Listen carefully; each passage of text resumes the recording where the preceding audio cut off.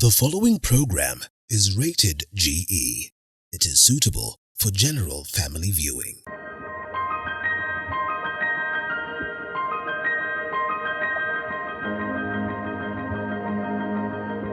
This Thursday, the 21st of March, and every year, the 21st of March, every year, the world comes together to, celebrate and appreciate, the strides that we have made in terms of creating awareness as to Down syndrome. So this evening on Beyond the Limits, we termed it necessary to have this conversation, and we get to just as well engage a person that has Down syndrome, just to get her story.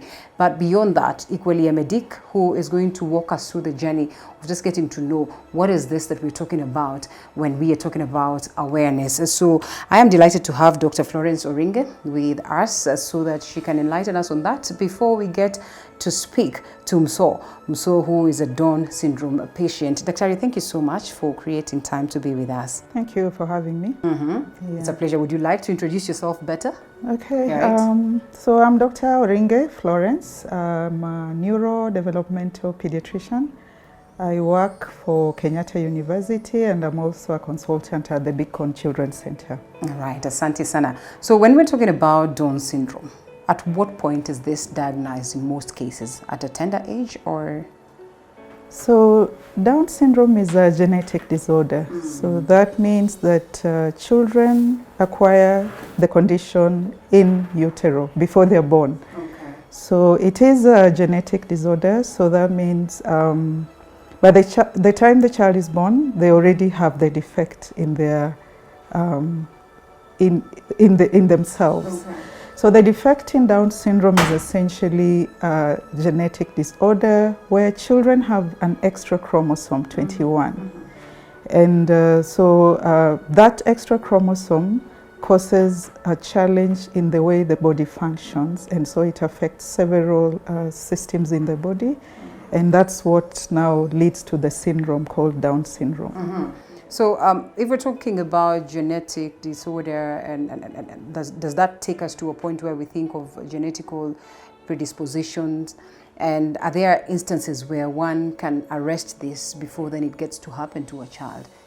So what we know is that genetic disorders can happen either as a random thing, a random mutation, but sometimes it can be familial. But for the case of Downs, is essentially a random occurrence. Right. But it tends to occur in people who are slightly older in age. When a mom who is above 35 years of age gets a baby, they have a slightly higher chance that their offspring will be having Down syndrome. Yeah. All right. So are there any cases, so in that case, maybe you could actually advise a lady or a girl to perhaps sire earlier than that? Indeed. One of the advices we give ladies is that it's always good to have your children earlier, because the later you start your career in obstetrics, the more likely that you'll end up with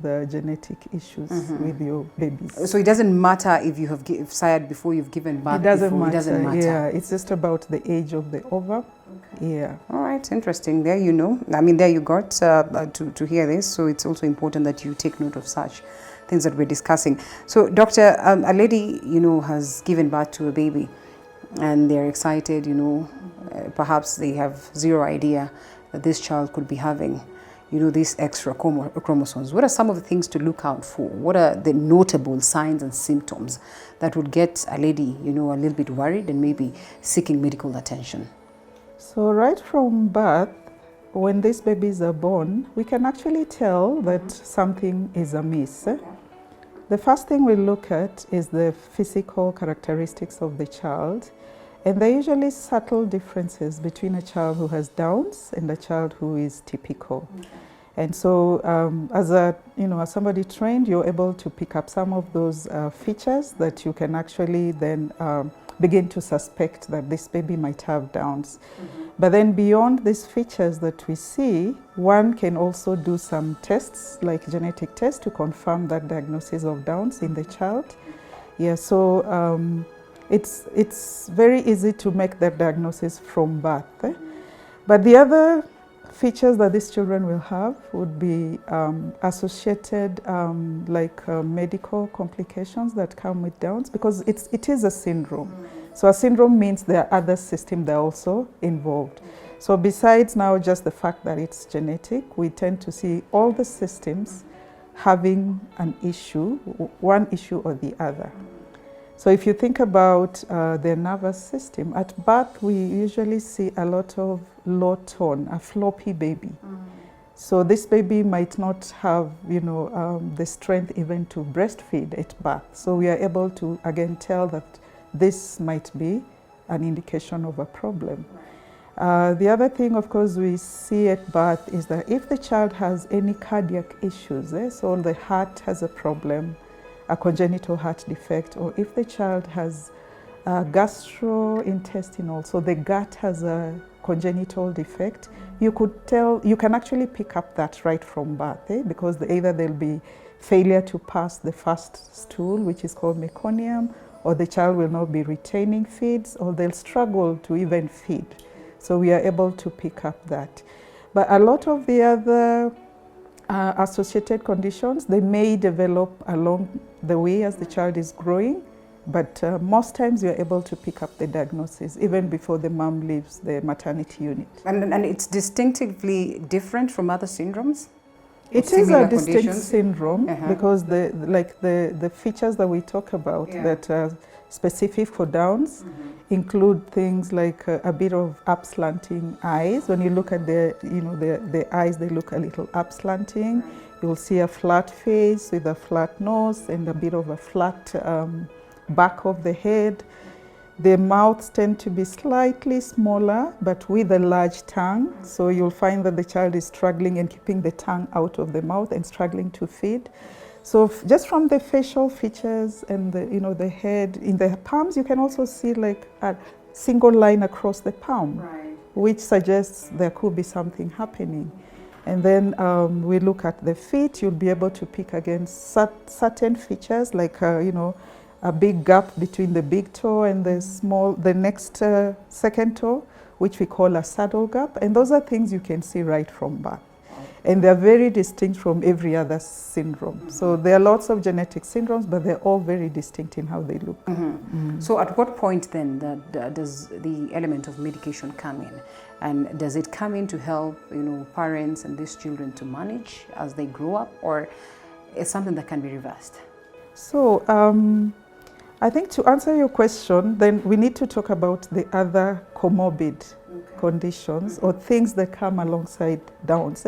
So we've only talked about the heart, but then you'll find also they might have issues with their hormones. So their thyroid hormone may be either too low or too high. They may have issues with the risk of diabetes. So again, you'll have to be monitoring that. They may have issues with their bones, with their muscle system. So there is a place for medication in terms of supporting these coexisting medical issues.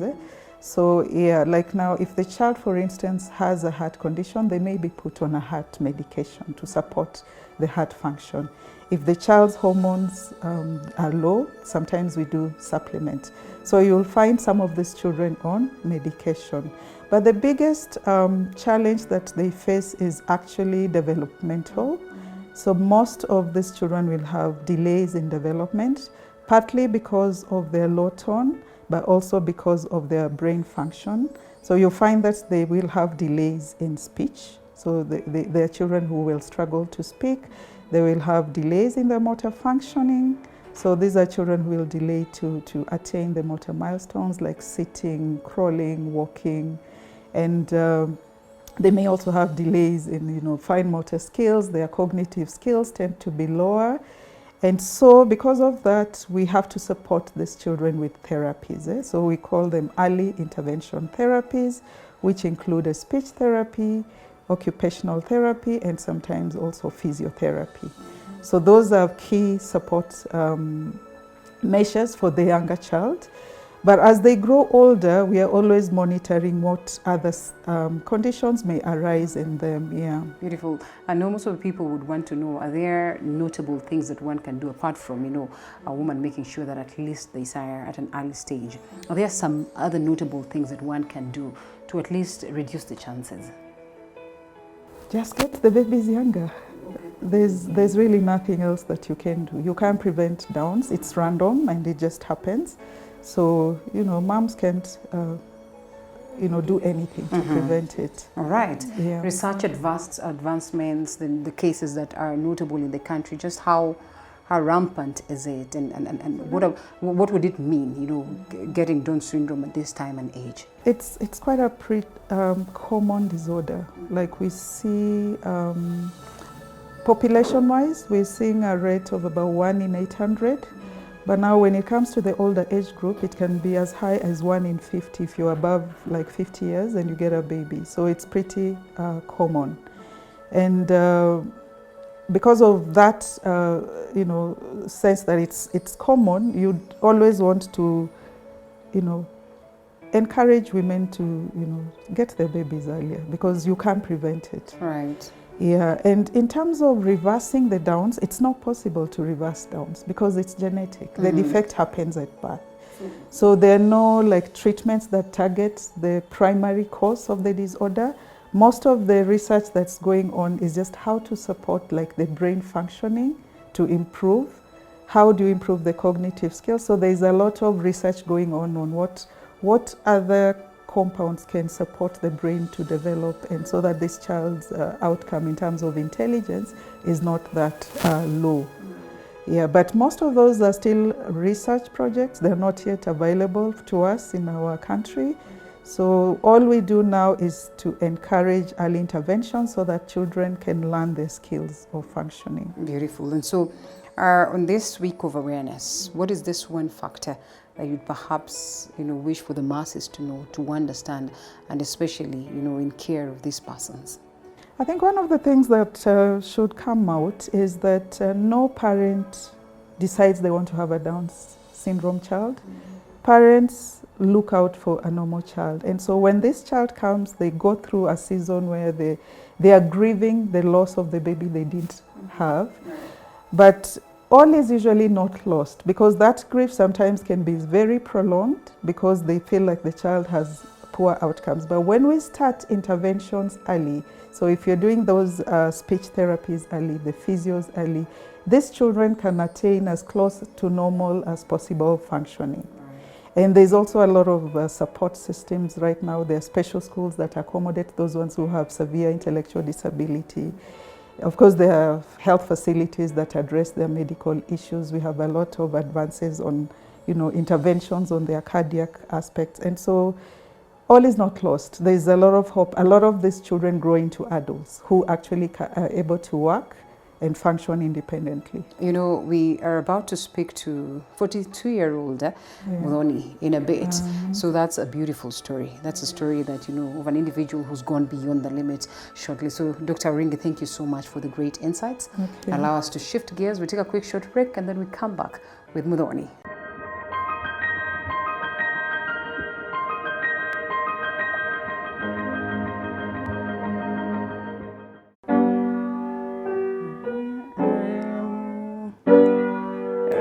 I go to thee, nearer to thee. All my soul shall be nearer, my God, to thee. Nearer, my God, to thee. Nearer to thee. Beautiful. That's Muthoni for you.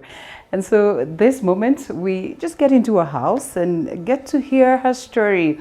Just in case you did not know, Muthoni has Down syndrome.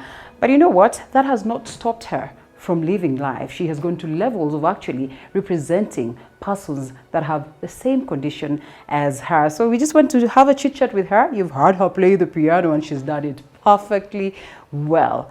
So evidently, there's more to life than just worrying about your health condition. Hi, Muthoni. Hi. Thank you for having us here. and for accepting to speak to us. Yes. All right, so I just want to sit down with you, a minute of your time, maybe around 5-6 minutes, just get to know who you are and what it is that you do, and why is it that you play the piano so well. Thank you very much. My name is Muthoni Hurst. I am 44 years old. 44, wow. Yes, that's me. Uh-huh. And I am also a Down syndrome. I'm also a DStv board member as well. I also work with a self-advocacy in a group when we work as a meeting. Beautiful. So all this is in creating awareness about Down syndrome. Yes. What are your hobbies? I mean, playing the piano is one of them, and you're doing it so well. For my hobbies, I like playing piano, for example. How long have you done this? I played the piano since 2022, that's a long time ago. Yeah. I have a piano teacher who also helped me to also teach me songs creative. Most of the lessons every time I play piano. And as well, my own hobbies I like is watching Netflix on the laptop. For example, I watch on the laptop every time. And also as well, I do singing on YouTube. I've also seen a lot of knittings around, and I'm told that you're the one who actually gets to knit some of nice scarves and, cuffs and all that. Yes. One of my cousins who are around in this house, and he is good at it and teaches you some more as well. Okay, so Down syndrome, you're pretty much aware of this condition. How has it influenced you in life, right from childhood, growing all the way to being around 40-something? For me, I like working with the Down syndrome people. Most of it, I like working with the DStv group, with Kina Rosling and Madete, and also my supporter, Annie, who is also specialized with the Down syndrome society with work.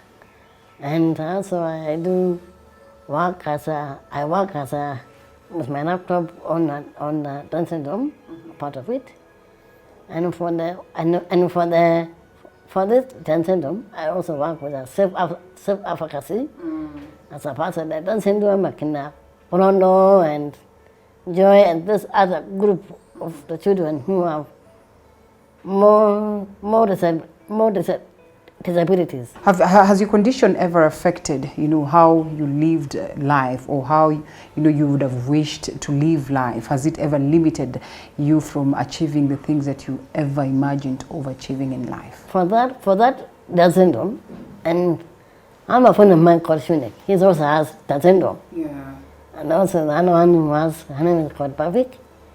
He also has Down syndrome, and those adult kids who have Down syndrome, who are the people who are in groups where they are. And well, where did you go to school? I go to school in Wasambu. It's called Ogasan Academy. Oh, nice. When I was young, when I was 19 years old or 20 years old, that's when I was in school. The second school I go to, it's called Work Academy, which is a school I go make friends, make good friends with them. Nice. And I enjoy it. Okay, I want us to speak to your sister a bit so that she can as well tell us how it is, staying with you, how the childhood has been and up to this level. Otherwise, thank you so much. My name is Wanjira Hurst. I am the sister of Muthoni Hurst, whom you just heard. Muthoni has Down syndrome. And my mom taught us, growing up, my mom and dad taught us how to be inclusive. And we went everywhere with Muthoni, and that is why you can see she is really confident. Whether it was church or the market or school, Muthoni was involved in everything. As a family, we did everything together, just as you do with siblings. Yeah. All right, so like you rightfully say, that life has pretty much been typical as to how, one would stay with their siblings and all that. But I'm sure it has come with some bit of element of, challenges and all that. How has it been like for you? How was it you know, for you as the elder sister, and today you're being told that you have a sibling who perhaps has some condition that is special, and I mean, you really have to take care of her different. Of course, there were challenges, because even if we thought that, the world outside doesn't always think that. So the other thing is, schools are not always prepared. So of course, Muthoni moved from school to school, and I know that that is a challenge that many parents have today.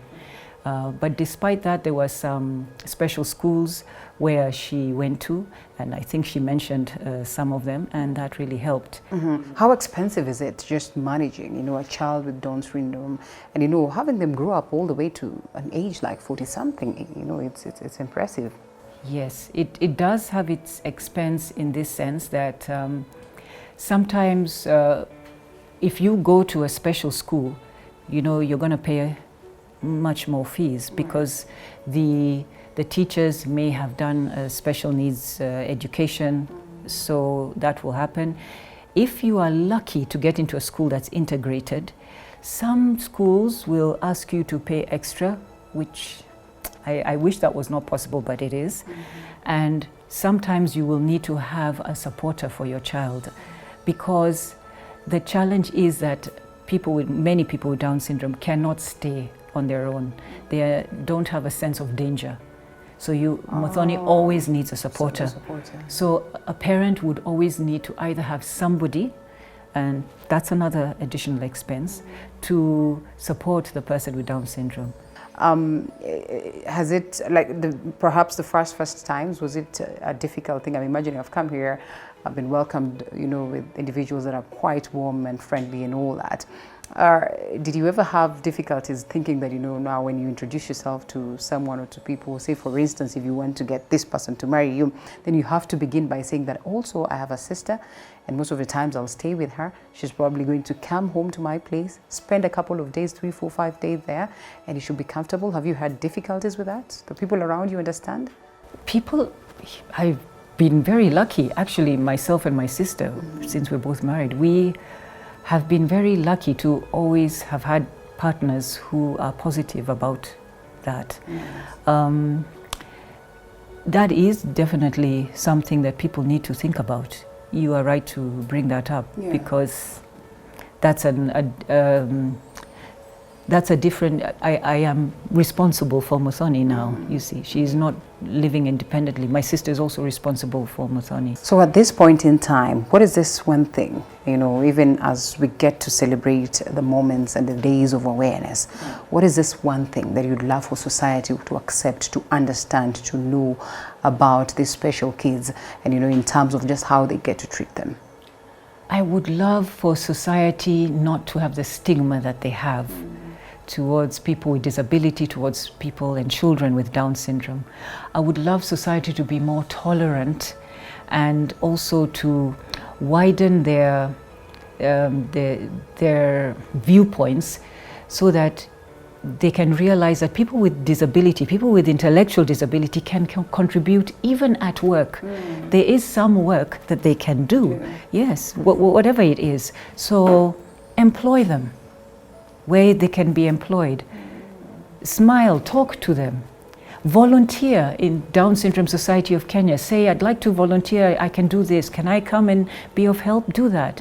I also feel so strongly, if you have a neighbor, a friend, somebody who you know has a child with Down syndrome, get to know that person, you know, talk to them, get to know the child, because it's a way of you creating awareness for yourself and understanding these are children like your children. Right. Their rate is just a little bit slower. Yes. Beautiful. Yeah. Sure. And in this moment of awareness, make sure that you, if you're close to a person who has Down syndrome, please treat them as though they're human beings, because they are human beings. You know, give them the respect that they deserve. Accord them the love that they should get from us. It's the much that we are asking for. Thank you so much for keeping it TV47, and as well for watching Beyond the Limit. I get to see you again next time. My name is Linda Alela.